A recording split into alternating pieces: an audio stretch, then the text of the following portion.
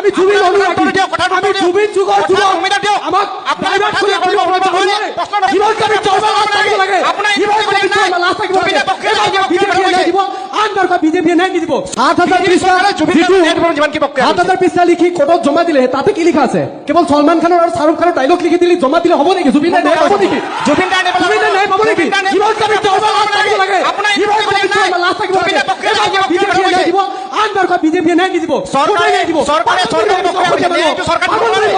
আমি জুবিন অনুৰাগী আমি জুবিন যুগৰ যুৱক আমাক প্ৰাইভেট খুলি আপুনি অপৰাধ কৰিলে কৈ দিছো জুবিন যুগৰ যুৱক আপোনালোকে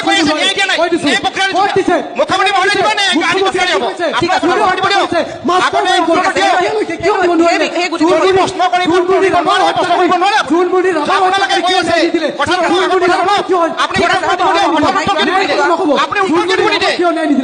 জুবিন দা কিয় নাই জুনমুনি ৰাভা কিয় নাই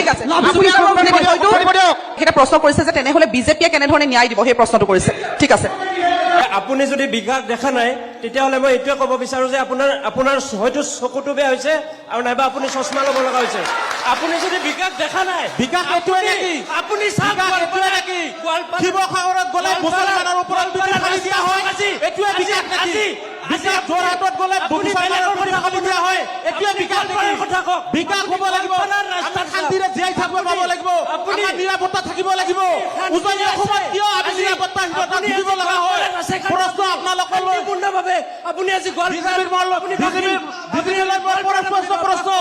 আমি কিয় নিৰাপত্তাহীনতা উজনি অসমত ভুগিবলগীয়া হয় সাধাৰণ মানুহখিনি কিয় কথা কৈছে গুৰুত্বপূৰ্ণ কথা কৈছে নিৰাপত্তাহীনতা ভুগিছে তেওঁলোকে নিৰাপত্তাহীনতা এই নিৰাপত্তাহীনতা এই ভয় শংকা কিয় তেওঁলোকৰ মনত বিৰাজ কৰিছে আমি জানিম কওক আপুনি এই ৰাস্তাটো চাওক আজি খিলঞ্জীয়াৰ যি সুৰক্ষিত যি বিজেপি চৰকাৰৰ দিনত যি খিলঞ্জীয়া সুৰক্ষিত আছে সেই কথা আমি বুকু ডাঠি ক'ব পাৰো যোনটো আপোনালোকৰ দিনত আপোনালোকে কেতিয়াও ক'ব পৰা নাই যে আপোনালোকৰ দিনত হিন্দু মানুহ সুৰক্ষিত আছিল বুলি আপুনি কেতিয়াও ক'ব নোৱাৰে আসলে কেনেকে মানে সুরক্ষা আছে যে পকি ঘর দুয়ার ভাঙি তের ফলত তলত থাকে সুরক্ষা আছে নাকি এইটা সরকারি ভূমিত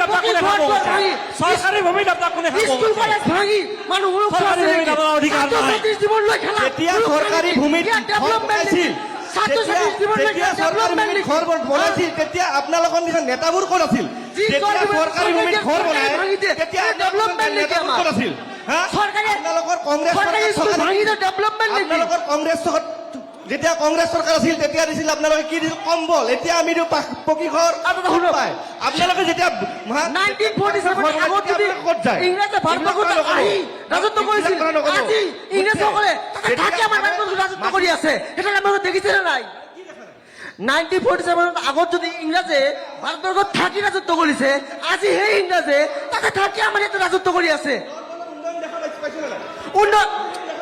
উন্নয়ন দেখিছো স্কুল কলেজ ভাঙা উন্নয়ন দেখিছো ঘৰ দুৱাৰ ভাঙা উন্নয়ন দেখিছো দিনত মেডিকেল কলেজ কিমান আছিল আপোনালোকে এটা কথা কওক 15 বছৰত মেডিকেল কলেজ কেইখন হৈছে উন্নয়ন হৈছে আমাৰ 15 বছৰত মেডিকেল কলেজ কিমানখন হৈছে মুখ্যমন্ত্ৰী ডাঙৰীয়াৰ ল'ৰা হৈছে উন্নয়ন হৈছে মুখ্যমন্ত্ৰীৰ পত্নী ডাঙৰীয়া উন্নয়ন হৈছে 15 মেডিকেল কলেজ কিমানজনেৰে উন্নয়ন হৈছে বাকী অসমৰ উন্নয়ন নাই অসমৰ বৰ্তমান 2 লাখ কোটি টকা ঋণ হৈছে 2 লাখ কোটি টকা ঋণ হৈছে এইটো ঋণৰ খবৰ আপোনালোকে জানে নে নাই 2 লাখ টকা যে ঋণ হৈছে 2 লাখ কোটি টকা এইটো জানে নে নাই নিজকে ৰজা বুলি কয় এই ৰজা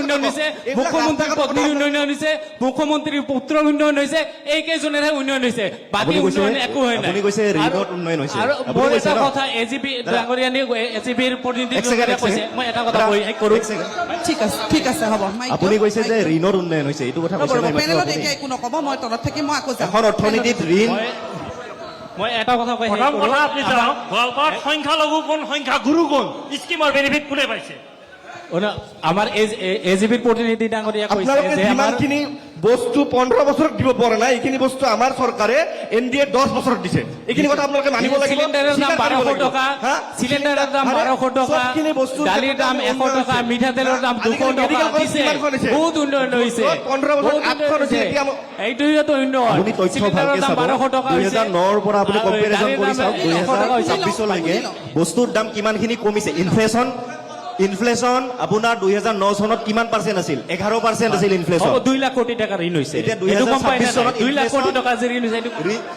ঋণ এখন অৰ্থনীতিত 40%লৈকে জিডিপিৰ এগেইনষ্টত ঋণ ল'ব পাৰে। কংগ্ৰেছ চৰকাৰৰ দিনতে আছিল।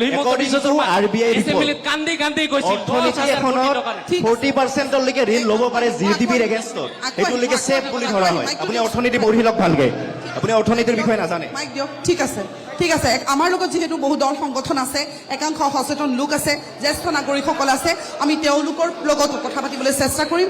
এই সমষ্টিৰ নিৰপেক্ষ এক বিশ্লেষণ বিচাৰিম। প্ৰকৃততে এই সমষ্টিত কি হৈছে, কি হোৱা নাই, সমস্যা কি আছে। দল সংগঠনৰ নেতা কৰ্মীসকল আছে, দেশী জনগোষ্ঠীয় লোকসকল আছে, দেশী জনগোষ্ঠীয় মঞ্চ উপস্থিত আছে। আমি তেওঁলোকৰ লগত কথা পাতিবলৈ চেষ্টা কৰিম। কি আছে প্ৰকৃততে এই সমষ্টিত, কি হৈছে, উন্নয়ন প্ৰকৃততে হৈছে নে নাই? সেইটো কথাকে মই ক'বলৈ লৈছোঁ। মোৰ একচুৱেলি তিনিওগৰাকী মানে ৰাইজৰ দল, কংগ্ৰেছ আৰু বিজেপিলৈ মোৰ প্ৰশ্ন। প্ৰথম কথা, সমস্যা সমাধান কৰি 3টা প্ৰতিশ্ৰুতি দিছে ৰাইজৰ দলৰ, মানে এক্স কংগ্ৰেছীজনে। সেইজন মানুহ কিন্তু 15 বছৰ MLA আছিলে। তেতিয়া এই সমস্যাবোৰ নাছিলে নেকি? আৰু তেতিয়া কিয় কৰা হোৱা নাই? এইটো 1 নম্বৰ প্ৰশ্ন। 2 নম্বৰ উমৈহতীয়া প্ৰশ্ন কংগ্ৰেছ আৰু এক্স কংগ্ৰেছীজনক। মই ৰাইজৰ দল বুলি নকওঁ, কাৰণ টিকেট নাপাই সেই ইয়াত আহিছে, গতিকে এক্স কংগ্ৰেছী। এইটো এই যি সমষ্টিৰ কথা কৈছে, এই গোৱালপাৰাত 2টা মেইন ৰাস্তা আছে। এটা হ'ল ইয়াৰ পৰা আমবাৰী হৈ লক্ষীপুৰ যোৱা, আৰু এটা হ'ল আগিয়া হৈ যোৱা। 2জন MLA মিলি আজিলৈকে সেই ৰাস্তাটো কেলেই কৰিব পৰা নাই? 2জনলৈ প্ৰশ্ন এইটো। 3 নম্বৰ প্ৰশ্নটো হ'ল যে 15 বছৰৰ যিজন MLA আছিলে, তেওঁ প্ৰতি টাৰ্মত 3টাকে উল্লেখযোগ্য কাম, অৰ্থাৎ 9টা উল্লেখযোগ্য কাম কওক। কি কাম কৰিলে আপোনালোকে? আৰু আপোনাৰ MLA জনে 10 বছৰত 5টা উল্লেখযোগ্য কামৰ কথা কওক। আমি প্ৰতিশ্ৰুতি নালাগে, আমি আপোনাৰ ৰিপৰ্ট কাৰ্ডহে চাম। 5 বছৰত কি ইম্পৰ্টেণ্ট কাম কৰিলে? ঠিক আছে। আৰু প্ৰশ্ন। লাষ্ট হ'ল বিজেপিৰ কেণ্ডিডেটজনলৈ, আপোনালোকে সেই নামতে খিলঞ্জীয়া বুলি 5টা জনগোষ্ঠীক স্বীকৃতি দিলে। সেইটো কাগজতে থাকি গ'ল, কিন্তু আজিলৈকে গেজেট নটিফিকেশ্যন নহ'ল, অকল ললিপপহে দিলে। সেই আৰু কিমান বছৰ শাসন পালে আপোনালোকে তেওঁলোকৰ গেজেট নটিফিকেশ্যন কৰিব বা তেওঁলোকৰ উন্নয়ন কৰিব? ধন্যবাদ। বৰ ধুনীয়া কেইটামান প্ৰশ্ন আপুনি উত্থাপন কৰিছে। মই প্ৰতিনিধিৰ পৰা উত্তৰকেইটা একেলগে ল'ম, কিন্তু আমাৰ সৈতে আজিৰ অনুষ্ঠানত একাংশ জ্যেষ্ঠ নাগৰিক আছে।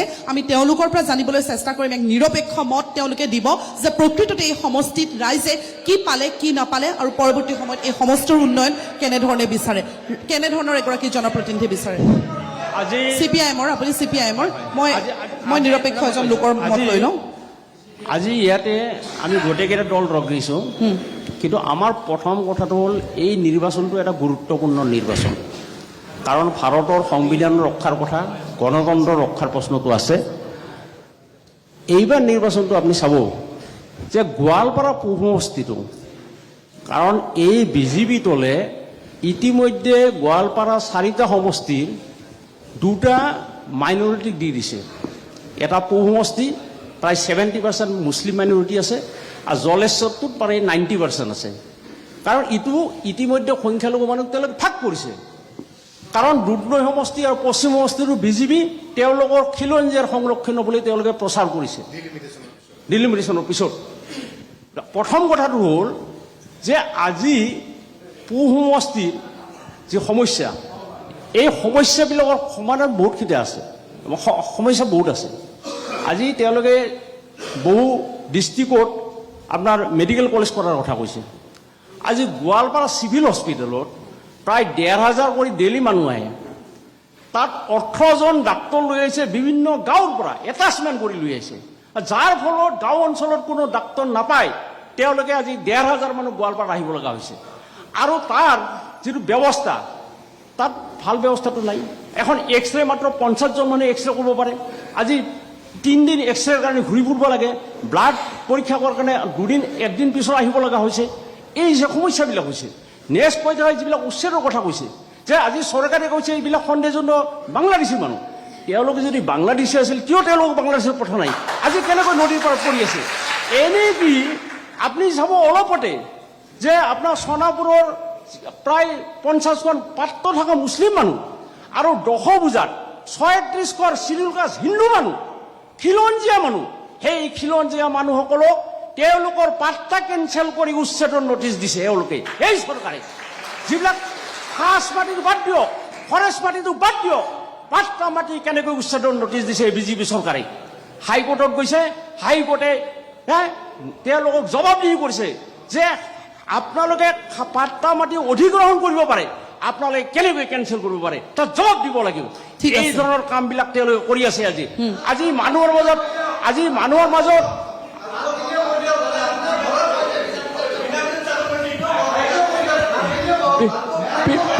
শুনক, সেইটো আপোনালোকে ক'ব, বিনা পইচাত চাকৰি দিছে আপোনালোকে ক'ব। সন্মানেৰে কৈছো, যিখিনি দুই বেয়া কাম নম্বৰ কৰিছে আপুনি দেখুৱাই দিছে, আপোনালোকে ক'ব। আমি এইখিনি আগন্তুক দিনত ভাল কৰি যোৱাৰ আমি চেষ্টা কৰিম। আপোনালোকে ক'ব। আপোনাৰ ঘৰত পইচা নিদিয়াকে চাকৰি পোৱাৰ যোগ্যতা অৰ্জন কৰিছে, আপোনাৰ ঘৰত, আপোনাৰ নিজৰ ঘৰত পাইছে পইচা নিদিয়াকে চাকৰি কৰি পাইছে। আপুনি ভাল কামখিনি উলুকিয়াই দিলে আমি ভাল পাওঁ, বেয়া কামখিনি উলুকিয়াই দিছে আমি কৰাৰ কাৰণে চেষ্টা কৰি যাওঁ। আগন্তুক দিনত আপোনাক প্ৰতিশ্ৰুতি দিলো, যিখিনি কাম আমি কৰিবলৈ পোৱা নাই সেইখিনি আমাক আঙুলিয়াই দিয়ক, আমি কৰি যোৱাৰ প্ৰতিশ্ৰুতি দিলো। কিন্তু আপুনি ভালখিনি কোৱাৰ সক্ষমতা ৰাখক। আপুনি ফকৰুদ্দিন আহমেদৰ নিচিনা মানুহ এজনৰ নাম কাটিছে আপোনালোকে। আমি জানো। গতিকে আপোনালোকে এই ধৰণৰ ৰাজনীতি কৰি অসমৰ গোটেই ভাৰতবৰ্ষৰ সংবিধান নষ্ট কৰিছে, আপোনালোকে ধৰ্মগ্ৰন্থ নষ্ট কৰিছে। আপুনি গতিকে নিৰপেক্ষ হিচাপে কথা নক'ব, আমি আগতে জানো কথাটো। কিন্তু কথাটো হ'ল আপোনালোকে নিৰপেক্ষ হিচাপে কথা নক'ব যে আমি জানো এইটো কথা। আপুনি যিখিনি কথা ক'ল ভালটোও ক'ব লাগে। চৰকাৰে আগৰ দিনত কংগ্ৰেছৰ চৰকাৰৰ দিনত লাখ লাখ টকা দি চাকৰি ল'ব লগা হৈছিল। বিজেপিয়ে কি বিচাৰে নেকি টকা লৈ এনেকে চাকৰি দিয়াটো ন্যায্যতা বিচাৰে নেকি? যদি এইটো বিজেপি চৰকাৰৰ চৰকাৰৰ দায়িত্ব হৈছে নিকাভাৱে চাকৰি দিয়া, ঠিকে আছে, আপুনি দুৰ্নীতিমুক্ত কৰা। বিজেপিৰ শ্লোগান আছিল দুৰ্নীতিমুক্ত কৰা, আৰু বিজেপিৰ শ্লোগান আছিল দুৰ্নীতিমুক্ত। আৰু এই দুৰ্নীতিমুক্তৰ কথা কোৱা বিজেপি দলে আৰু তেওঁলোকে তাৰমানে বিচাৰে নেকি টকা লৈ এনেকে চাকৰি ল'ব লাগে? সেই স্বীকৃতি দিয়ে। ঠিক আছে, ৰ'ব। আমি এতিয়া চাকৰিৰ কথা পাতা নাই, চাকৰিৰ কথা পাতা নাই। যিহেতু তেখেতে ভূমিৰ কথা কৈছে, খিলঞ্জীয়া মানুহৰ সমস্যাৰ কথা কৈছে,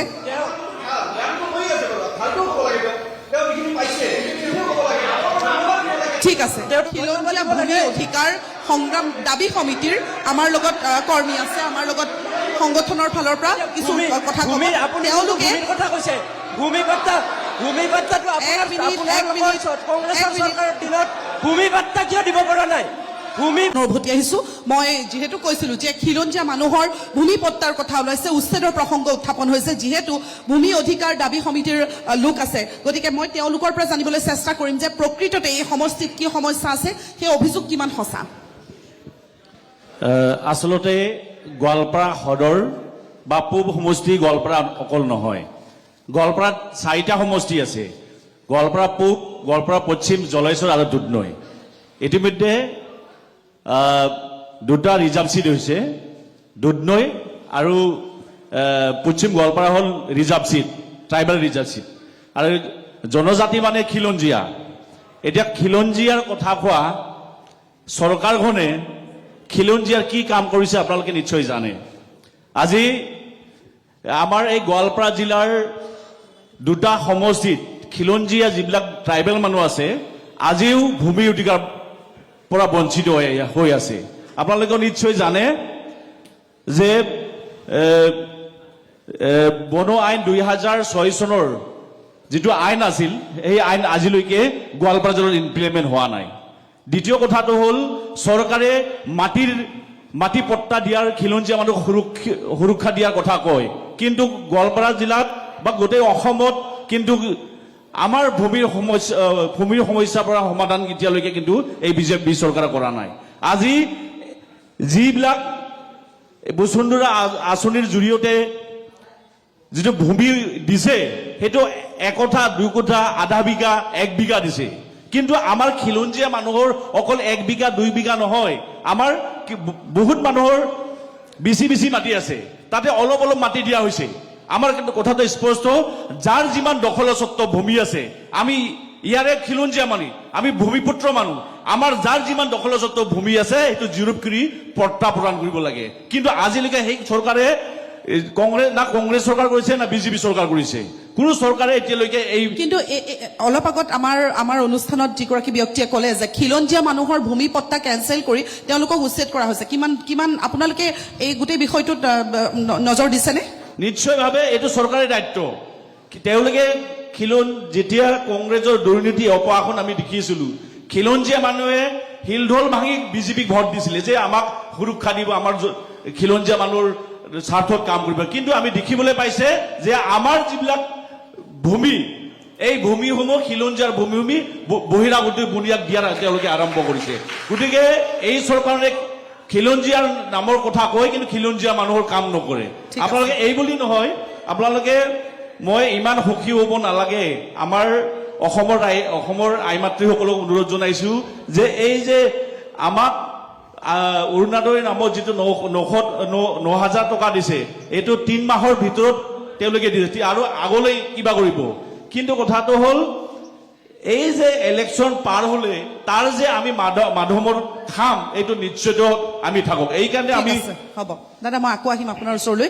একাংশ জ্যেষ্ঠ নাগৰিক আছে, মই তেওঁলোকৰ পৰা ল'বলৈ চেষ্টা কৰিম। কওক দাদা। মই অকল গোৱালপাৰাৰ বিষয়ে মই অলপ কওঁ। গোৱালপাৰা বৰ্তমান কি, মই যিহেতু মই নিৰপেক্ষভাৱে আছোঁ, মই কোনো দলীয় নাই, সাহিত্য সংস্কৃতিৰ লগত মই অলপ জড়িত। আচল কথা 1822 চনত গোৱালপাৰা জিলাখন যেতিয়া প্ৰতিষ্ঠিত হৈছিল, তেতিয়া দিনত কিন্তু গোৱালপাৰাখন অসমৰ ভিতৰত এক নাম জ্বলা আছিলে, মানে এখন জিলা আছিলে। ইয়াতে ইংৰাজসকল, ইয়াতে ফৰাচীসকল, পৰ্তুগীজসকলৰ তেওঁলোকৰ মানে ডাঙৰ ডাঙৰ মানে ইবিলাক আছিলে, বন্দৰ আছিলে। এতিয়া 3 নম্বৰ ৱাৰ্ডত 13 নম্বৰ ৱাৰ্ডত কাৰবলাত ইয়াতো বন্দৰ মই নিজে দেখা পাইছোঁ। 1609লৈকে এটা আছিলে, ইয়াকে ডাকত জিলিকা আছিলে। আজি গোৱালপাৰা জিলাখন অন্ধকাৰৰ কবলত কিহৰ কাৰণে হৈছে? আজি যিমানবিলাক কংগ্ৰেছ কওক, AGP কওক, BJP কওক, আটাইখিনি আছে, মই কওঁ কোনো এটা দলে আজি গোৱালপাৰাৰ কাৰণে, গোৱালপাৰাৰ ইয়ৰ কাৰণে সেনেকুৱা ই কৰা নাই। গোৱালপাৰাৰ কি নাই, কি ৰিচৰ্চ নাই।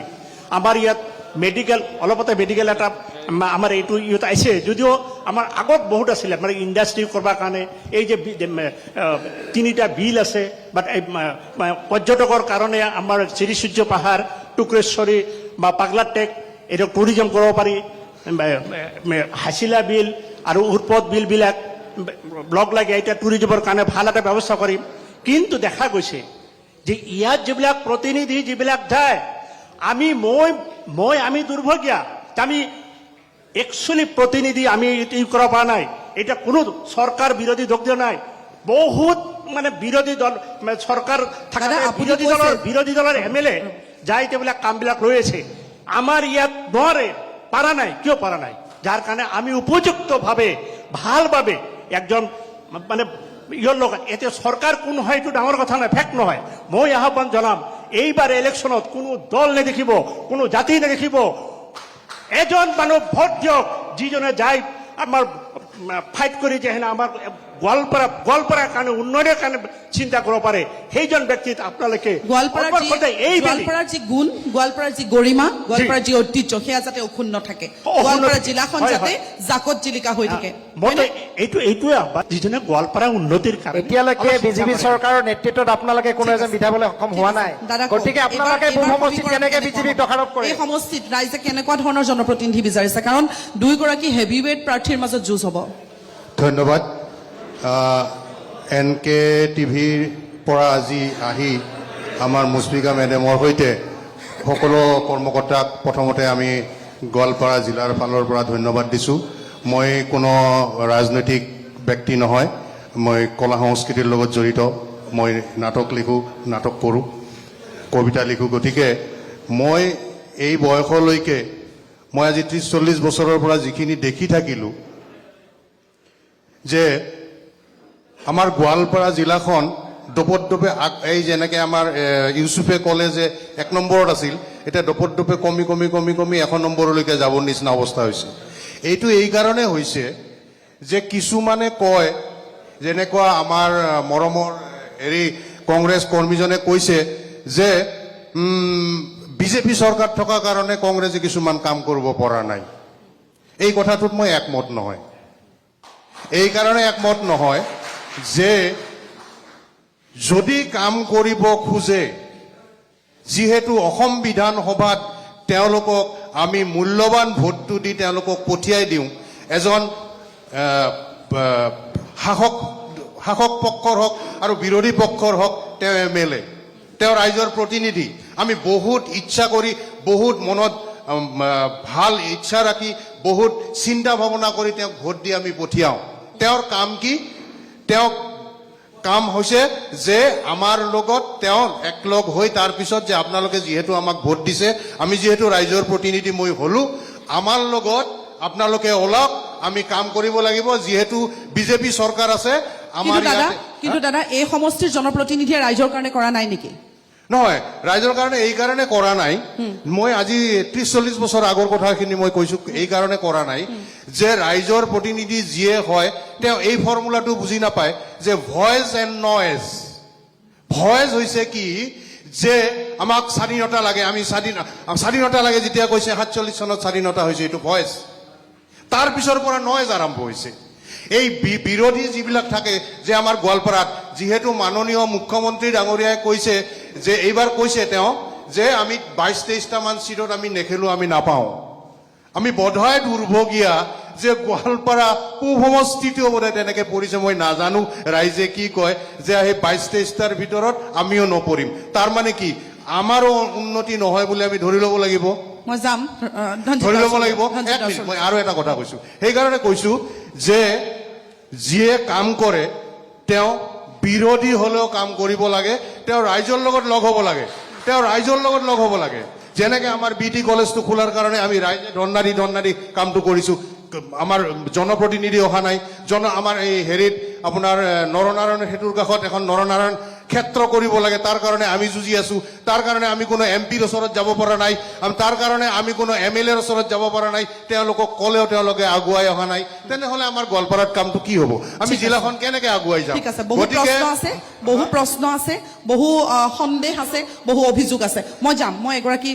বাইদেউ আছে মই তেওঁৰ লগত কথা পাতিবলৈ চেষ্টা কৰিম বাইদেউ এই অনুষ্ঠানটোত মহিলাৰ সংখ্যা একেবাৰে নগণ্য এগৰাকীও মহিলা নাই আপুনি এগৰাকী মহিলা আপুনি মহিলাক প্ৰতিনিধিত্ব কৰি আমাৰ অনুষ্ঠানত বহিছে গতিকে আপুনি এই সমষ্টিৰ বাসিন্দা হৈ এই সমষ্টিৰ এগৰাকী মহিলা হৈ মহিলা সবলীকৰণ মহিলাৰ উন্নয়নৰ কাৰণে এই চৰকাৰখনে যথেষ্টখিনি কাম কৰিছে এই সমষ্টিত থাকি আপুনি এগৰাকী মহিলা হৈ আপোনাৰ কিমান উন্নয়ন সাধন হৈছে কওকচোন হয় আজি যিটো সন্মুখ সমৰ যিটো 2026ৰ যিটো কাৰ্যক্ৰম চলি আছে সেইটোত নিশ্চয় ক'ব লাগিব গোৱালপাৰা জিলা হিচাপে ধৰক যিখিনি ইছ্যু আছে যে ধৰক মহিলা হিচাপে হওক বা সামগ্ৰিকভাৱে হওক সেই ইছ্যুসমূহক আমি যেতিয়ালৈকে ফোকাছ কৰিব নোৱাৰিম তেতিয়ালৈকে আমি ডেভেলপমেণ্টটো দেখা নাপাওঁ যে বিভিন্ন ধৰণৰ কথা ওলাই আছে যে গোৱালপাৰাখন মই বাৰে বাৰে ক'ব খুজিছোঁ গোটেই অসমৰ ভিতৰতে এখন মানে সমৃদ্ধিশালী বা সৌন্দৰ্য ভৰপূৰ এখন জিলা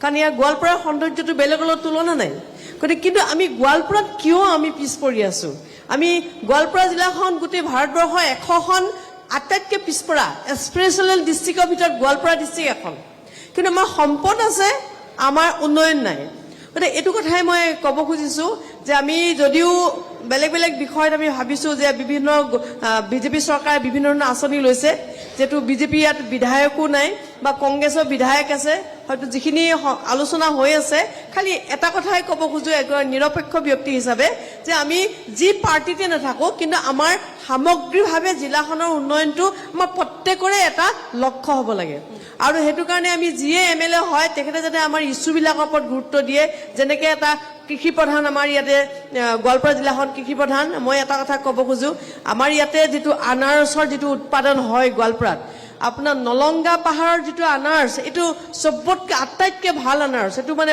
বিৰাট সুস্বাদু আৰু বহুত প্ৰডাকশ্যন হয় কিন্তু মই নিজে দেখিছোঁ মই যিহেতু সামাজিক কৰ্মী তাত মানে বিভিন্ন ধৰণৰ সামাজিক যিটো ডাইনী অন্ধবিশ্বাস সেইবোৰো নলংগা পাহাৰত হৈছে মই সমাধানৰ কাৰণে গৈছোঁ কিন্তু সেই ইমান গোটেই গাঁৱৰ মানুহখিনিয়ে মানে আনাৰসৰ খেতি কৰে কিন্তু দুখৰ বিষয় সেই নলংগা পাহাৰলৈ যোৱা এটা ৰাস্তা নাই সেই মানুহখিনি কেনেকৈ আহিব মই এটা কথাই ভাবোঁ যে আমি সেইধৰণে চুকে কোণে য'ত মানুহবিলাকে হতাশাগ্ৰস্ত হৈ আছে বিভিন্ন সমস্যাৰ মুখামুখি হৈ আছে জনপ্ৰতিনিধি যিয়ে নহওক সেইগৰাকী প্ৰতিনিধিক যাতে আমি সেইখিনি কাম কৰাবৰ কাৰণে আমি বাধ্য কৰিব পাৰোঁ সেইটো কাৰণে ৰাইজ সচেতন হ'ব লাগে সেইটোৱে মই অনুৰোধ জনাইছোঁ ধন্যবাদ কি কি উন্নয়ন হোৱা নাই আৰু কি কি উন্নয়ন হ'বলগীয়া আছে ধন্যবাদ প্ৰথম কথাটো মই আমচুৰ পৰা ইতিমধ্যে বিদায় লৈছোঁ আজি প্ৰায় 1 মাহ হৈছে মই প্ৰাক্তন আমচু কৰ্মী হিচাপে এজন গোৱালপাৰা পূব সমষ্টিৰ সচেতন ব্যক্তি হিচাপে ক'ব বিচাৰিম যে সাধাৰণতে আমি দেখি আহিছোঁ যে